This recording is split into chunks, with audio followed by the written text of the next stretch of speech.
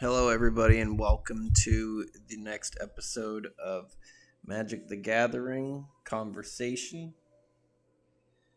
We are going to be reviewing the first expansion to the game, Arabian Nights. Arabian Nights came out in December 1993. Just a couple months after the release of Alpha and even sooner after Beta.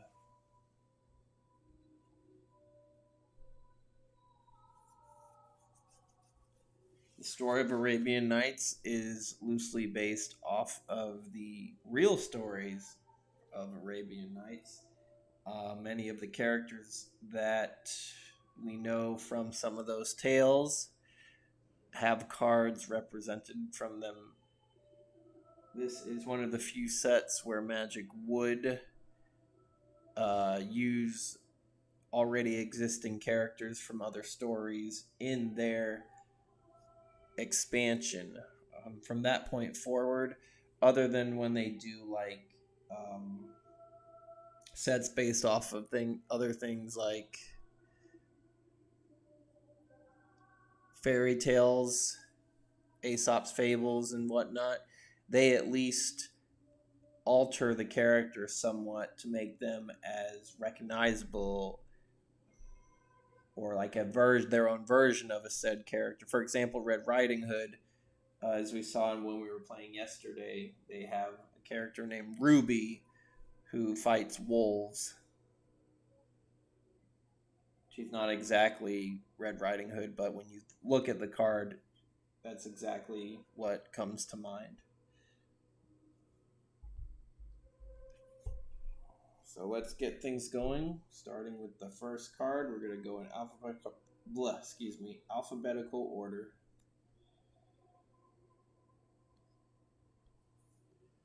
And I'm probably going to butcher a lot of these pronunciations. But we're going to start with Abu Jafar. I like how his creature type was Leaper before it got changed to just a basic human. A lot of these cards I probably have never owned or seen before. I know very few of them. I have seen played as well.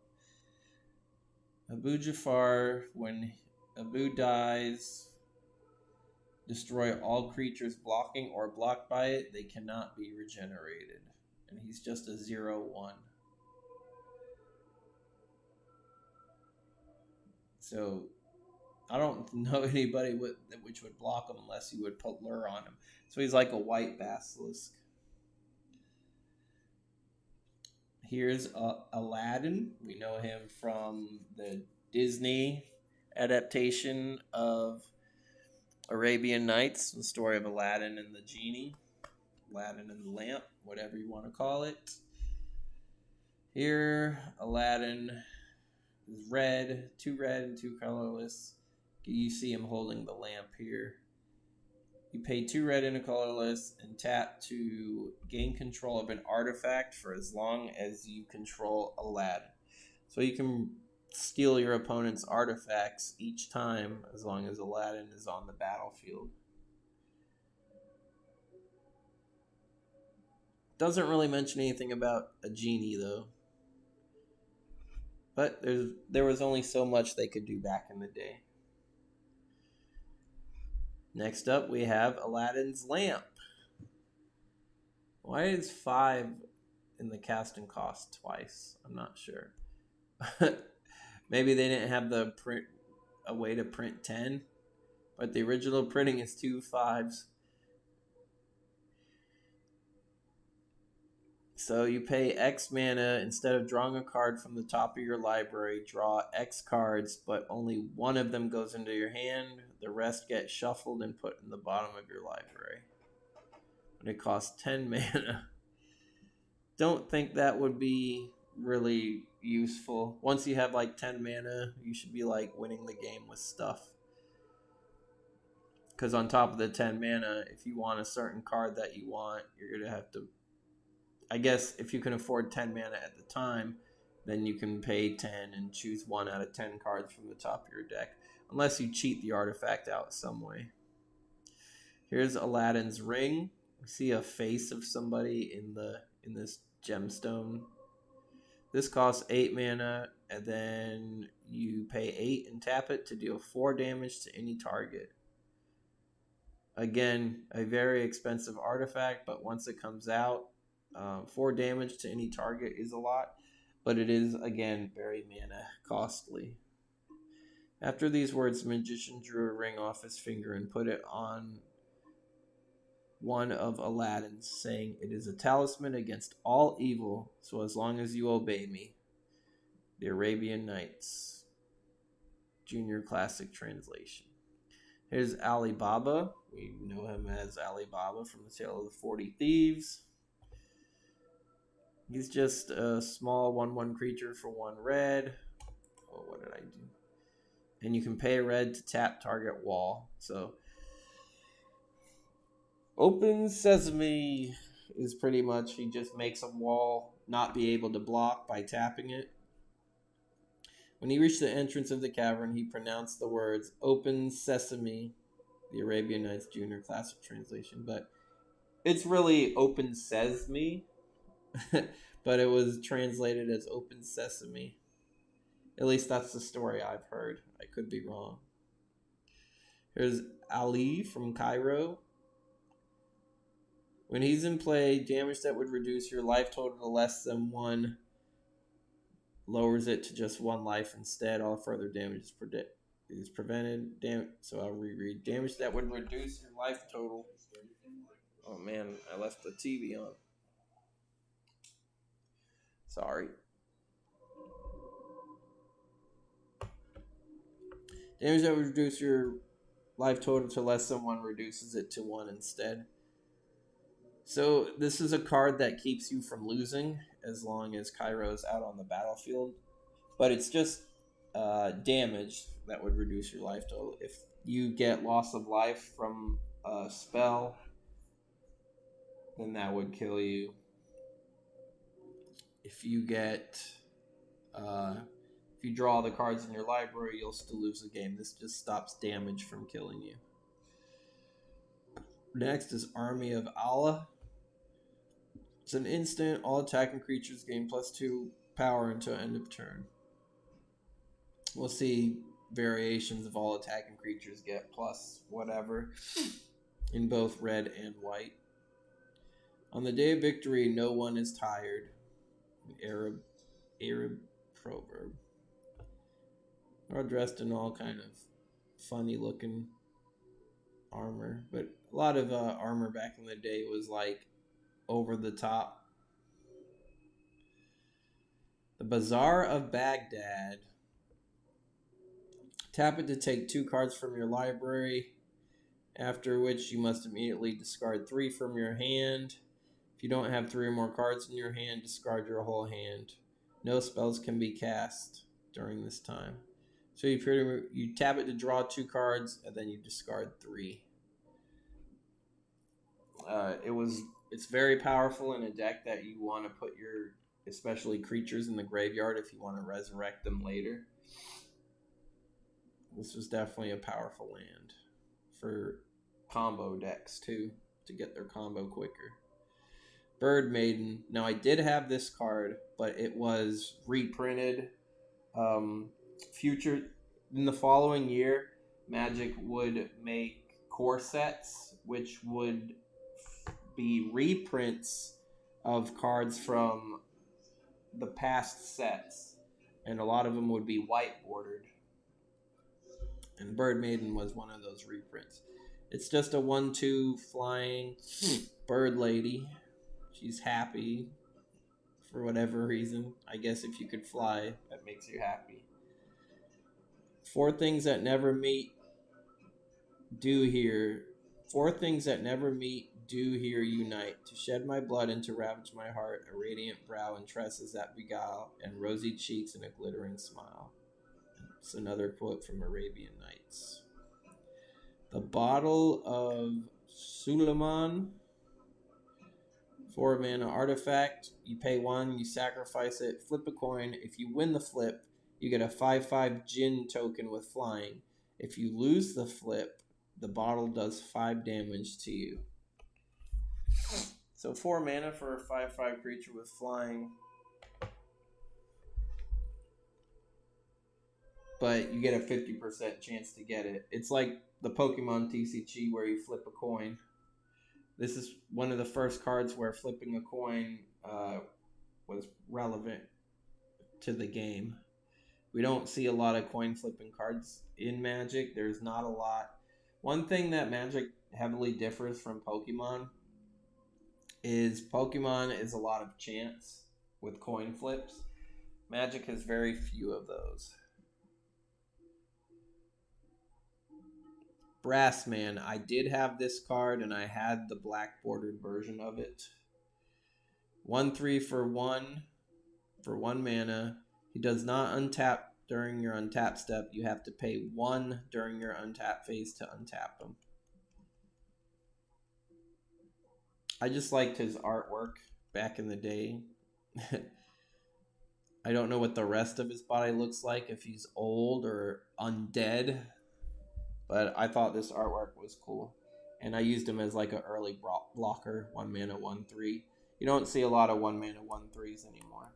And obviously the whole untap drawback is it keeps him from being like an overpowered attacker, even though he only has 1 power. But right now, he's my favorite card from the Arabian Nights set. Camel, another creature with banding. All creatures who are in a band with Camel are immune to damage done by deserts. Deserts would be a theme in this set because it does take place outward in the desert setting. Deserts would not make a return to Magic until Amonkhet, when they did an Egyptian-based set over 20 years later.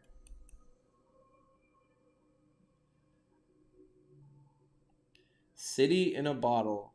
All cards from Arabian Nights are destroyed. Whenever one or more other non-token permanents with a name originally printed in the Arabian Nights expansion are on the battlefield, their controllers sacrifice them.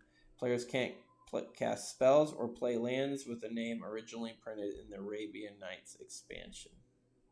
I wonder if that considers basic lands too, because there are some lands in Arabian Nights. Oh no, because the basic lands were originally printed in Alpha. That was the key word, originally. This is also one of the first cards that actually mattered what set you were playing. When they made Arabian Nights, originally Wizards of the Coast were thinking of doing each set that they come out with a standalone set. They weren't thinking that you would be able to combine the cards from Arabian Nights with Alpha and Beta. And then they made that decision at the last minute to say, hey, let's just make all the expansions that we make like true expansions and not standalone games. You could still play the game standalone if you want to. That's the beauty and the freedom of Magic. But this card was definitely a bomb as far as it just destroyed everything from the set. And it only cost 2 mana. But it would hurt you too, though. So you wouldn't want to cast anything. City of Brass. This is one of the most popular cards from the set. You can tap it to add 1 mana of any color to your mana pool, but then you take 1 damage from it. Any land that comes into play untapped that could add 1 mana of any color is so good, especially if you're running a 4 or 5 color deck where mana fixing is half the battle sometimes. City of Brass would end up getting reprinted multiple times over the years. And then they in one of the unglued sets, I forgot which one, they would jokingly make City of Ass. The Kumbaji Witches. I do remember this artwork. Tap to do 1 damage to any target.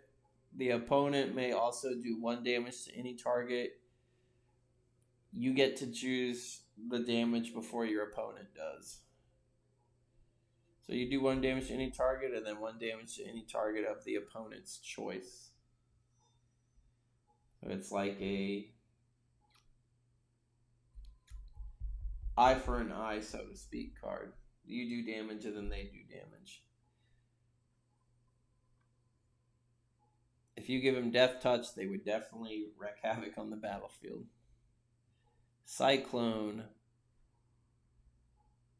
Put 1 chip on Cyclone. I would assume a chip is a counter.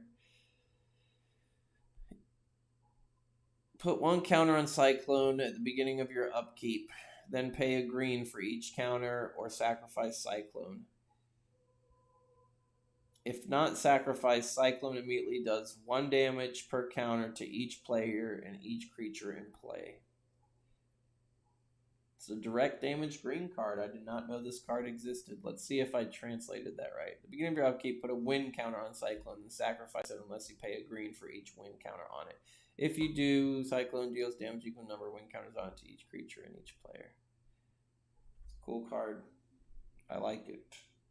Brassman's still my favorite, though. Dancing Scimitar. I had this card white bordered. 1/5 flying.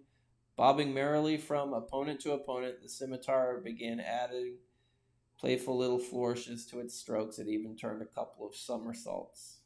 Just the idea of an animated sword flying around, slicing and like parrying your opponents was cool in my head when I was a kid. Nowadays, the card itself isn't that good. The 5 toughness is nice, but the 1 attack isn't really like worth it anymore for 5 mana. Dan. Now, when I first saw this card, I had no idea what was going on because I just saw these 2 boats here. But if you look closely, under the water, it looks like a giant lionfish. Here's the fish's mouth. Here's the eye. Here are the side fins. Here's the dorsal fins and the spines and the tail fin down here. And this looks like it was either a fishing hook, like a harpoon or a spear. And I think Dan ate these fishermen who were trying to catch him or kill him or just straight up fish. So now that's left is just these boats rippling on the water. When I first saw this, once I learned about that card, that was another reason I got into Magic, because some of the artwork tells a story in itself. And this is one of those. So Dan is currently my favorite card from Arabian Nights. Let's see what he does. He cannot attack unless the opponent has an island.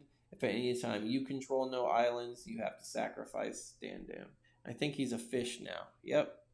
Instead of just his name title, it got changed to fish. I did have him in the deck, in my Sea Serpent deck, where I made my opponent's lands islands. He was in it. And 2 mana for a 4/1 is nice to have. Blue does not get a lot of those creatures anymore. It was a reoccurring theme in the early days of Magic, but blue does not get the Sea Serpent style early drop heavy creatures with those drawbacks anymore. I guess it's so easy to turn your opponent's land into an island nowadays. Here's Desert. It's a land. It taps for a colorless. Or you could tap it to do 1 damage to target attacking creature. You can only do that during combat, obviously, because creatures aren't going to attack when it's not combat. What the heck was that? Hold on.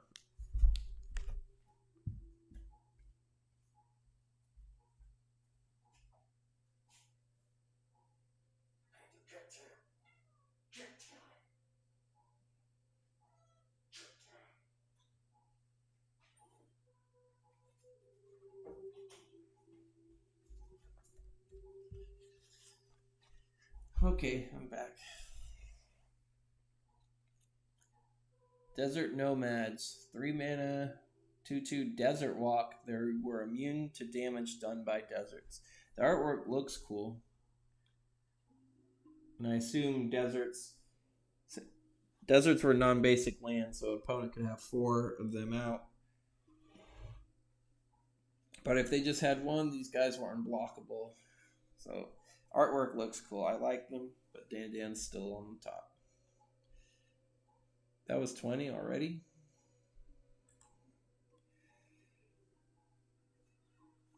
Desert Twister. I did have this card as well. For 6 mana, you destroy any card in play. So destroy target permanent is what it would be turned into. Yep, destroy target permanent.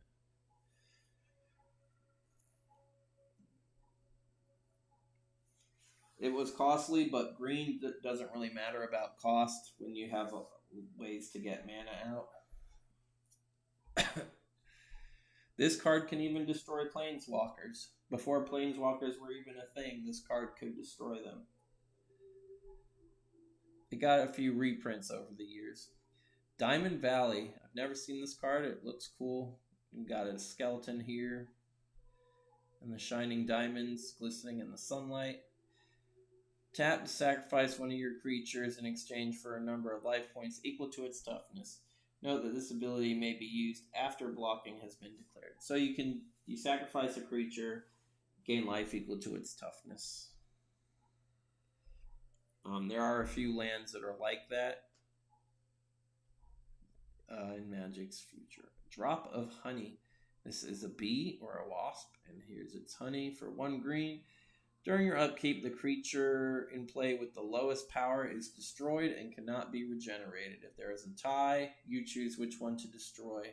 Drop of Honey must be discarded if there are no creatures in play. Another interesting card from green. They had some strong enchantments. And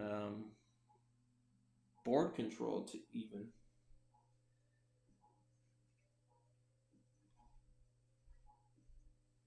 Ebony Horse, 3 mana. It's an artifact? Why is it an artifact? Is it like a horse statue instead? You pay 2, tap it, untap target, attacking creature you control, prevent all combat damage that would be dealt to and dealt by that creature this turn. So I guess if you want to save one of your creatures from dying in combat, you can use the Ebony Horse to pull it out, and then it will be safe, but at the cost, it will not do any damage at the same time. But if your opponent played an instant to give their creature Death Touch or something, the Ebony Horse was able to save it. Elephant Graveyard. Tap to add 1 colorless, or you could regenerate an elephant. That's cool. I didn't know that existed. I made an elephant deck before. It didn't do too well because Magic doesn't have any really good elephants. For white, for green has decent elephants. The Loxodon are Magic's anthropomorphic elephant people. So they have some okay ones. Green and white has good ones, but overall, my elephant deck did not do well. If I had this card, maybe, but probably not. El Haji. You gain 1 life for every point of damage. El Haji inflicts 3 mana 1/1, so he just has lifelink. He reminded me of Jafar. Urg Raiders. 2 mana, 2/3. If you do not attack with Urg Raiders, they do 2 damage to you at the end of the turn. They do not do any damage the turn they enter the battlefield. 2 mana, 2/3 was a really good cost for black, especially. And the only drawback is if you didn't attack with them, they dealt 2 damage to you. But you would probably try to build your deck as aggressive as possible. And if the opponent had a bigger creature out and you couldn't afford to pay the life, well, you could always just attack with the Raiders, and then the opponent would either take 2 or they would block it and destroy it, and then you wouldn't have to worry about taking 2 more damage a turn by not attacking with them anymore. I did use Urg Raiders in one of my first um, black decks that I had. So I did get some use out of them. Urnam Jin, 4 mana, 4/5. During your upkeep, choose a creature in play controlled by the opponent. That creature gets Forest Walk. So why would you give your creature's opponent Forest Walk? Well, that's the drawback to the Jin. The Jin's a 4/5 for only 4 mana, so that's pretty good. So then a lot of the Jins have what's the word I'm looking for? An alternate price to pay. And sometimes it was the form of damage, sometimes it was the form of mana. And in this form, you pretty much make one of your opponent's creatures unblockable if you've got a forest out, which in most cases you would, since these are a green creature. I could see if you're running non-basic lands that could produce green mana, like City of Brass. City of Brass could play this guy because he would just tap City of Brass for green, and then 3 of any other, and then you won't have to worry about Forest Walk being an issue. But if you're running straight green and just had forests, you could essentially run into trouble if you didn't beat down your opponent fast enough. Eye for an Eye. Oh, I won't want to be this guy. Can only be cast when a creature or spell does damage to you. Eye for an Eye does an equal amount of damage to the controller of that creature or spell. If an effect would reduce the amount of damage you receive, it does not reduce the amount of damage dealt by an Eye for an Eye. So if somebody fireballs you for 20, you cast Eye for an Eye, they take 20 first.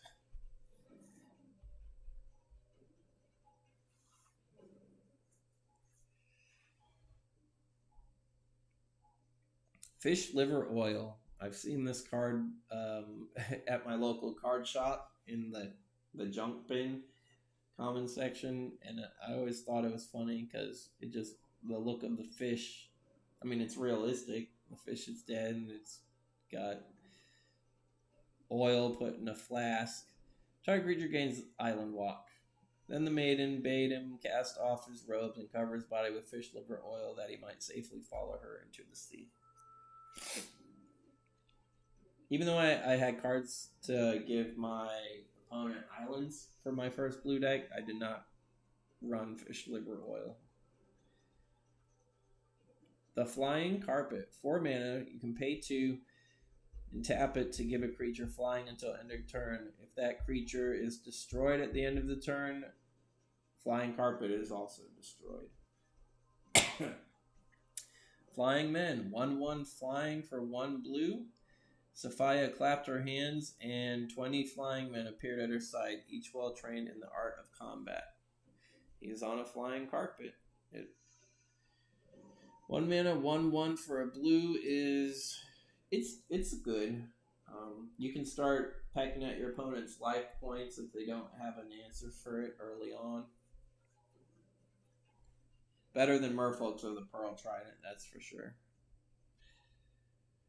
Gosbin Ogre. 1 green, 2/2. During its controller's upkeep, the player with the highest life total gains control of Gosbin Ogre. So 1 green, 2/2, that's really good. You just want to make sure your life total stays ahead of your opponent so they don't use your own ogre against you later on. I guess he would be good in either a green-white deck where you gain life to make sure you do stay ahead, or a red-green very aggressive deck to keep clobbering your opponent with, and you can use burn spells to make sure your life total is still higher than theirs. Giant Tortoise. I did have a turtle deck back in the day, and all it did was sit there. Nobody would want to attack me because I would just block their creatures all day long. A lot of the turtles in Magic will always have more toughness than they do power. And they had flying too. I had cards that gave all my creatures flying. Levitating turtles. But Giant Tortoise is the first turtle in Magic. It's a 2 mana 1/1, but when it's untapped, it gets +3 toughness, making it a 1/4 for 2 mana. Good for blocking. I also gave it, in my deck that I had the tortoise in, I gave it vigilance, so it would still keep the 4 toughness while it would attack. Guardian Beast. This looks like a Machamp on steroids. He's got 4 arms. He's got a lot of text as well. 4 mana, 2/4. I'm just going to go ahead and read what it's been updated to. As long as Guardian Beast is untapped, non-creature artifacts you control cannot be enchanted. They are indestructible, and other players cannot gain control of them. This effect does not remove auras already attached to those artifacts. Wow, he makes artifacts. Pretty much have hexproof. Pretty good card for artifacts nowadays. Hazran Ogress. Only a face only a mother could love. 2 mana, 3/2. Unless you pay 2 colorless each time she attacks, she does 3 damage to you. You gotta pay a lot of prices in this set. Her Jackal. 1 green, 1/1. Tap to prevent a creature from regenerating this turn. Cool. I did not know there were cards that countered regeneration other than like Disintegrate or Incinerate, like Instance and Sorcery. I didn't know there was a creature that stopped it. Ifbif Ifrit. He looks fancy. Flying. When Ifbif Ifrit is in play, any player may pay a green to have him deal 1 damage to each player and each creature with flying in play. So any player can activate that ability. That's also very risky because if you're at a lower life total, the opponent, if they have access to green, they can just deal 1 damage to all creatures with flying. And it itself has flying too, so your opponent could just kill it if they're also playing green. Island Fish Gisconius. From a distance, it just looks like a regular island, but this is a giant fish. 4, you can barely see the 4, but it costs 7 mana total. It's a 6/8, a big creature for Magic's early times. You must pay 3 blue during your untap step to untap Island Fish Gisconius. Island Fish cannot attack unless the opponent has an island in play, and if at any time you have no islands, you must sacrifice Island Fish Gisconius. He was definitely in my deck. Hold on, guys. I'm getting a phone call. I'll be right back.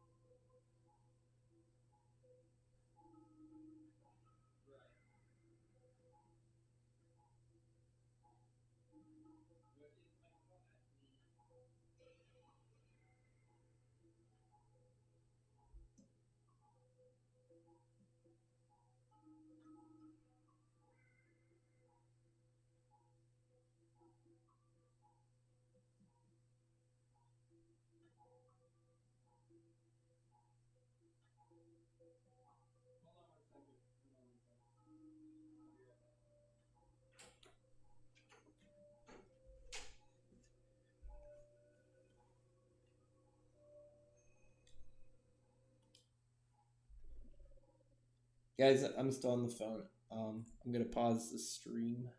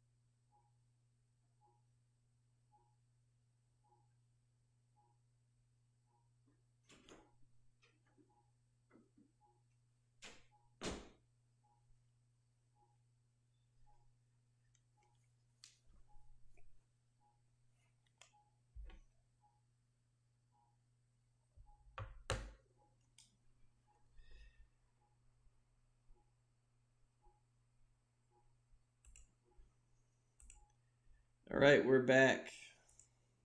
Sorry, I had to take that phone call.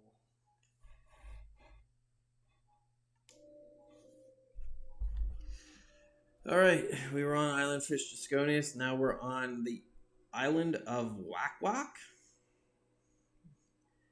This looks like Prince. Anyway, the island of Wak Wak. Never seen this card at all. Don't know what it is. I mean, it's a land. Tap to reduce target flying creature's power to 0. The island of Wak Wak, home to a tribe of the winged folk, is named for a peculiar fruit that grows there. The fruit looks like a woman's head, and when ripe, speaks the word walk. It's weird, man. But I guess it makes a creature's power with flying 0, so it's good counter against flying. I never knew something like that existed. But that's one of the reasons why I'm doing these streams, because in addition to talking about the game I love, I'm also able to explore it and find out some new things, new cards. Now we're on Jandor's Ring. Pay 6, or cost 6. You pay 2, discard a card that you just drew from your library to replace it with another card. So you discard the last card you drew to draw a card. That'd be hard to prove if you shuffle your hand every time you draw a card. It should be reworded that you pay 2, the next time you draw a card, you may instead discard it and then draw a card. If you do, then draw a card. Jandor's Saddlebags. We got another horse, but this is more Saddlebags. 2 mana, pay 3, untap a creature. I think you tap it to untap a creature. Each day of their journey, Jandor opened the saddlebags and found them full of mutton, quinces, cheese, date rolls, wine, and all manner of delicious and satisfying foods. Jeweled Bird. 1 mana, artifact, tap, draw a card, and exchange Jeweled Bird for your contribution to the ante. Your former contribution goes to your graveyard. Remove this card from your deck if you're not playing for ante. No, it's for ante, so nobody really cares about that anymore. Uh-oh, we got a card that does not meet standards. What is it? Jihad. I guess because of the name, and it's got people it's obviously wars going on. There's a battle on the battlefield. 3 white, probably banned because of its name. Choose a color. As long as the opponent has cards of this color in play, all white creatures get +2/+1. Jihad must be sacrificed immediately if at any time an opponent has no cards of this color in play. Did not know that card existed, but I could see why it got canceled. Jonun Afreet. I do own this card. I thought he was pretty cool. 3 mana, 3/3 flying. You must pay 2 black during your upkeep. If you can't, you have to sacrifice him. He at least doesn't deal damage to you, and 3 mana for a 3/3 flying is a really good cost. And the artwork is pretty cool with him. It's like almost superhero style. He's getting ready to punch a flaming hole through somebody. I'll go ahead and choose Jonun Afreet over Dan as my favorite card currently. Jizam Jin. Now these two would often be paired together because you go turn 3, the Junon Afreet, and then you would pay the upkeep. But if you didn't want to pay the upkeep anymore, you can go into the 4 mana 5/5.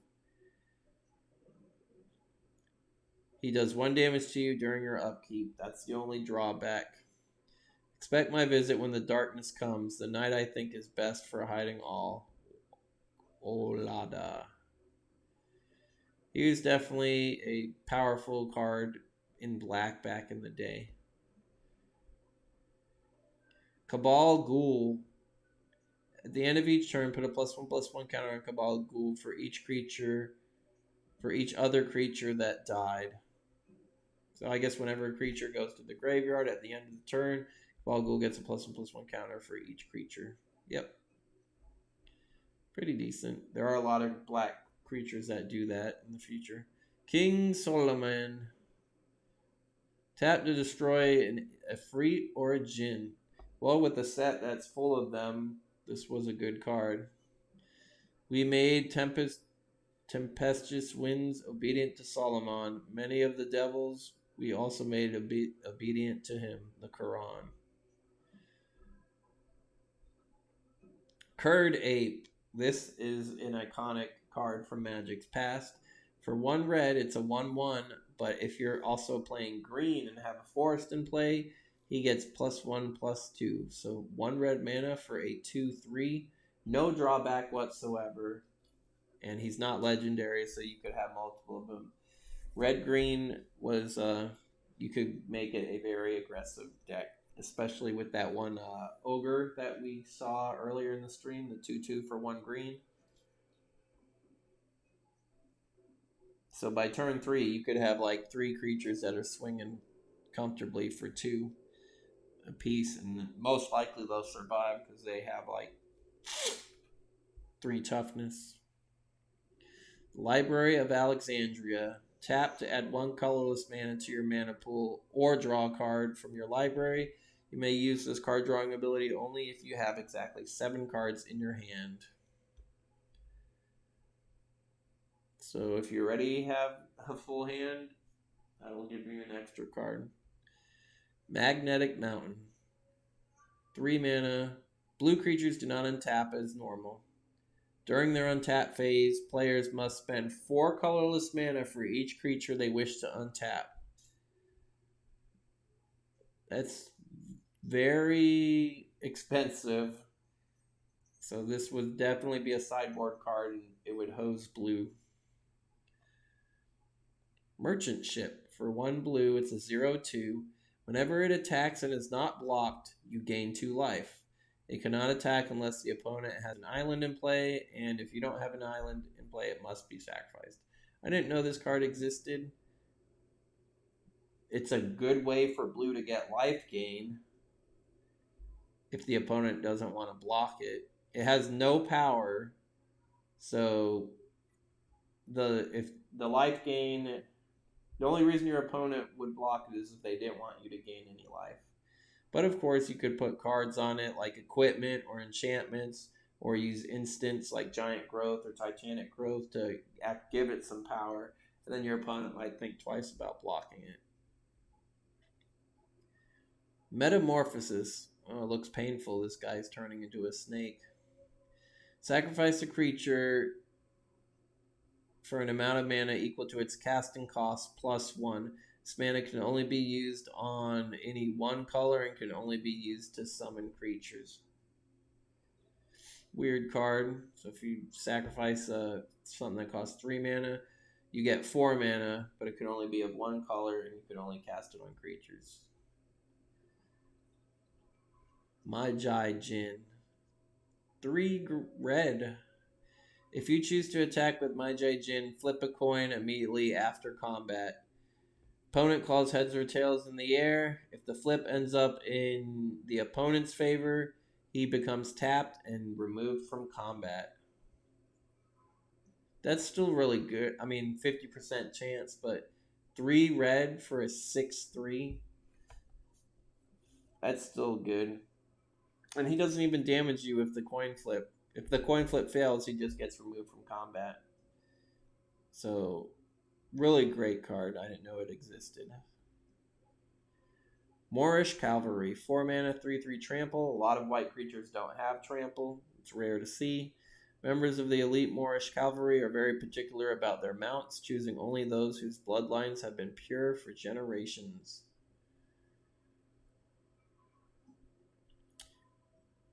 We can see that this mountain was reprinted from the original Magic set. Naf's Asp. I did have this card. 1/1. If Naf's Asp deals damage to any opponent, your opponent must spend 1 colorless mana at the beginning of their draw step. If they do not, they lose an additional life. I love snakes, and cobras are one of my favorite snake species. Um, I don't know if I want to say it's my favorite card because I would be basing it off the artwork alone, as opposed to the Junum Afreet or the Junum Jin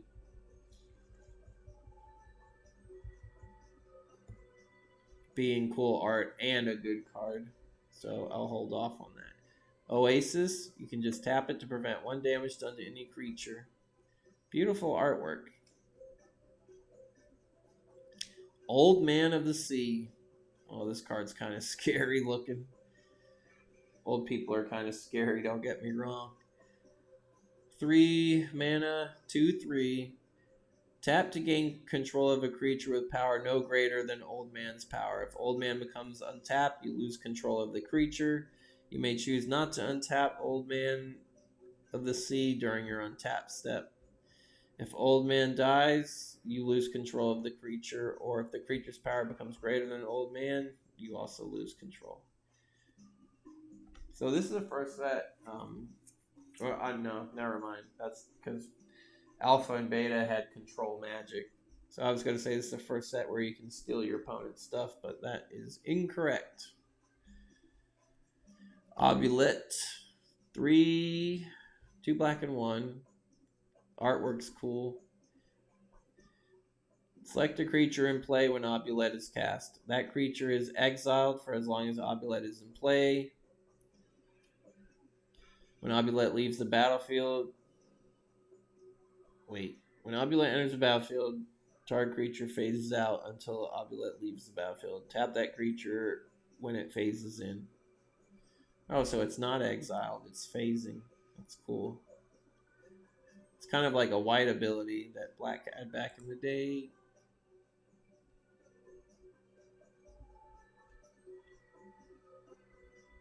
And I click it. Next 20. Let's go. Piety. For 3, all blocking creatures get +3 toughness until end of turn. Whoever obeys God and his prophet, fears God, and does his duty to him will surely find success. The Quran. Pyramids. 6 mana. That's a lot. Pay 2 and tap it. Prevent a land from being destroyed or remove any enchantment from any land. It's like a very expensive consecrate land. Repentant Blacksmith. I did have this card. 2 mana, 1/2 protection from red. For my confession, they burned me with fire and found that I was for endurance made, from Arabian Nights.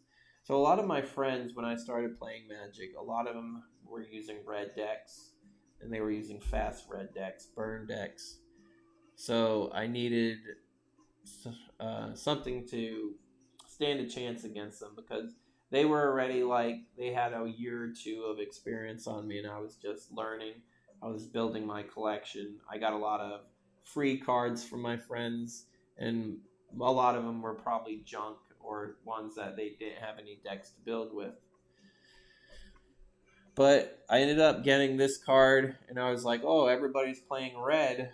Why don't I play a card that has protection from red? That way I have a creature that can block any of theirs as long as the block is legal. If they had a dragon, they'd fly over this card, but this card couldn't get hit with any burn damage. So it is one of the first creatures that I owned that had protection from a color. Didn't really do much, though, when I played it. My opponent could still burn my life total directly with their spells. Ring of Maruf. Never seen this card. Artwork's kind of funny. And I how the ring itself is like a gaping mouth of this cartoonish. It looks like a dwarf from Snow White. So what does it do? You pay 5, and tap it. Instead of drawing a card from the top of your deck, select one of your cards from outside the game.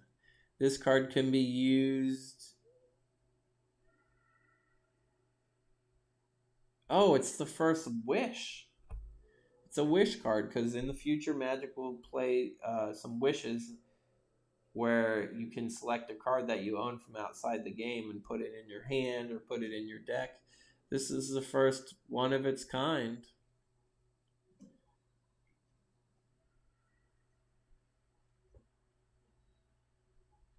It's a one-time use because then the ring gets exiled naturally.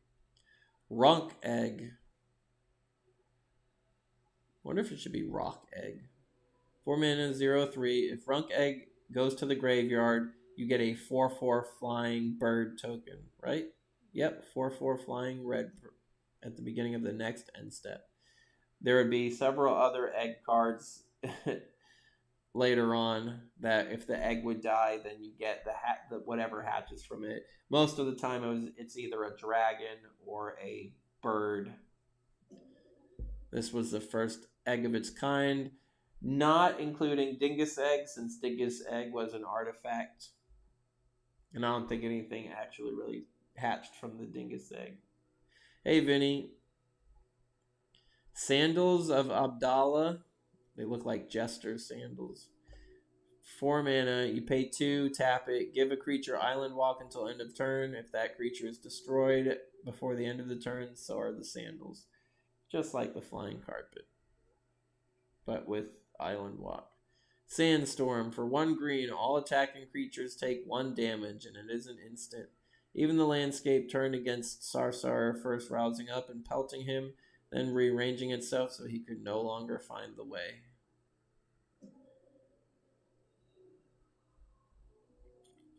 Serendib Jinn. 4 mana, flying, 5/6.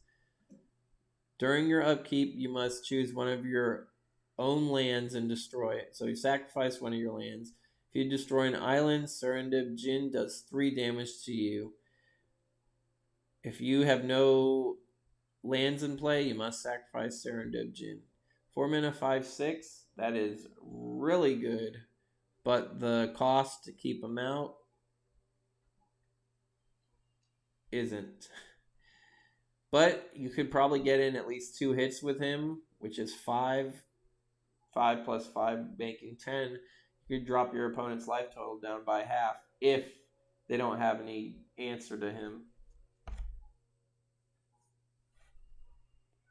If you do sacrifice an island and you take 3, well, as long as you're still swinging for more than, and if you can survive, I guess the drawback's not so bad. I do like his artwork. Serendib Efreet. This thing looks weird. Nightmare Fuel. 3 mana, flying, 3/4, so that's good and aggressive as well. Serendib Efreet does 1 damage to you during your upkeep. Oh, it's like the black one almost. So blue had some pretty aggressive cards too in the set. Shahrazad. 2 white. Players must leave the game in progress as it is and use the cards left in their libraries as decks where they play an additional game of Magic. When that game is over, players shuffle their cards back into their original libraries and resume the game that they had. The loser of the mini game halves their life total, rounded down. Effects that prevent damage may not be used to counter this loss of life. Subgame has no ante, and using less than 40 cards may be necessary. So this is iconic just because it was just... I don't know why when they developed this card they thought it was going to be a good idea. Because if you're playing Magic on a kitchen table or what have you, you got to set aside everything and make room for another game of Magic, making sure that nothing disturbs your original game. And that will make the first game take longer because once you finish the second game, all it does, you're playing for somebody's life total being cut in half. So they could just gain the life back depending on what their deck is. So it was just a ridiculous idea for such a ridiculous return. And it could even not work in your favor, and you're the one who ends up with losing half your life total. Crazy card. Sinbad. 2 mana. Tap him to draw a card from your library. If it's not a land, you must discard it. Good way to try to get land. Singing Tree. 4 mana 0/3. Tap to reduce an attacking creature's power to 0. Here you can see, I guess, the tree's mouth. I don't know what he's singing, but I don't think it's a happy song because we got skulls here on the ground. And he looks like he's more in a swamp instead of a forest. I do like how they have this tree curved here. In Florida, we have a lot of curved trees as the trees are trying to compete for sunlight and such. Is it a tree folk? Can Vinny use it in his tree folk deck? No, it's considered a plant. Sorceress Queen. I did have this card, but it wasn't from this set. It was the artwork. It was the revised version or the 4th edition one. Whichever one was white bordered. I had this in my black deck, and it was powerful. Tap it to make any creature become a 0/2 until end of turn. So they could attack me with a 20/20. If I tap the queen, that creature becomes a 0/2.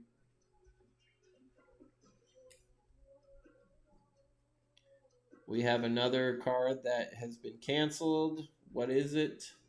Stone Throwing Devils.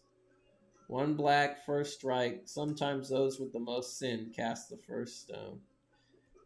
That is true. This is a very true statement. So I guess Stone Throwing Devils is canceled because stone throwing is kind of like it was a common way of dispensing justice, and it still is in some countries, especially in the Middle East, third world countries. Stoning people to death was seen as a public execution. And I think after 9/11, a lot of more derogatory statements towards people of that descent and ethnicity. So I can see why this card did get canceled. Unstable Mutation. I used this card as well. I used to put it on little 1/1 creatures with flying, like Flying Men. For 1 blue, your enchanted creature gets +3/+3. At the beginning of each turn, you put a -1/-1 counter on that creature. So you boost your creature up by 3, and then each turn it gets smaller and smaller and smaller. But you at least have 3 turns of it being stronger than it originally was. And then after that, it just starts to weaken and weaken until it dies.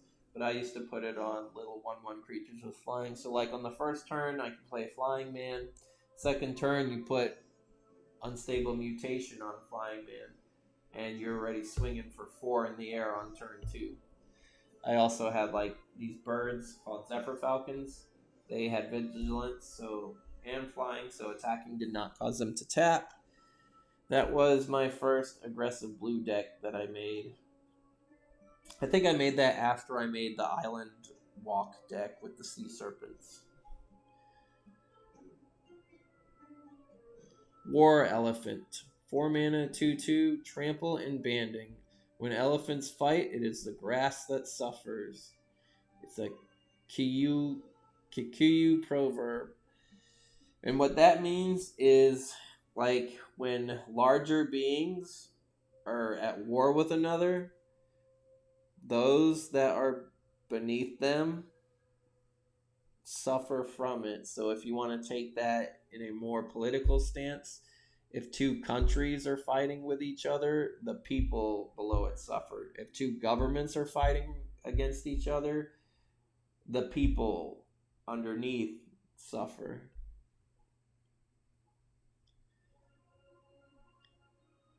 Wailuli Wolf. 1/1 wolf. Tap to give any creature in play +1/+1 until end of turn. When 1 wolf calls, others follow. Who wants to fight creatures that eat scorpions? From Maiman al-Wailuli Diary. So a little green creature that boosts up creatures just by 1, but I don't really think it's worth it in the end. We're getting closer to finishing up here. Widwen Efreet. I don't even know how to pronounce this. Ydwen. Widwen. Is the Y silent? Do I just call it Dwen Efreet? That's what I'll call it, Dwen Efreet. Artwork's all over the place too. I guess this is his lamp that he came from. But he costs 3 red for a 3/6. If you choose to block with the Dwen Efreet, flip a coin immediately after combat is announced. Opponent calls heads or air. If the flip ends up in your favor, White and Efreet cannot block this turn. So he is the polar opposite to that one really good 6/3 Efreet that we saw earlier. I would not use this card because flipping a coin for a blocker, I think, is a lot more risky than flipping a coin for an attacker. I'd rather run Wall of Stone than this card because at least Wall of Stone has 8 toughness and can block every time unless something happens to it. And that was the last card of Arabian Nights. I was thinking about also including the next expansion, Antiquities, in the same stream, but I think I'm just going to keep the streams to 1 set per stream. That way I could focus on one favorite card, and I can take my time more explaining each card in the set. So, with that being said, let's go back to the Junamifreet, I think it was my favorite card.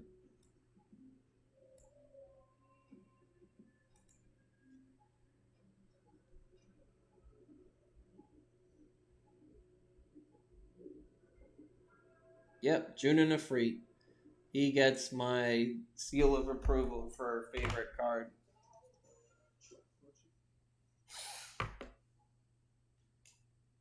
What was your favorite card from Arabian Nights? Did you even have any? Were you playing Magic back then? Let me know in the comment section. Thank you for watching this video. The next one we'll be doing is Antiquities. I'll try to do these Magic videos once a week. Other than that, take care, have fun playing the game. And I will see you guys next time when we dig into Antiquities and we learn more about Urza and Mishra, who end up being a very pivotal characters in the Magic the Gathering universe. Take it easy and have a good night, everyone.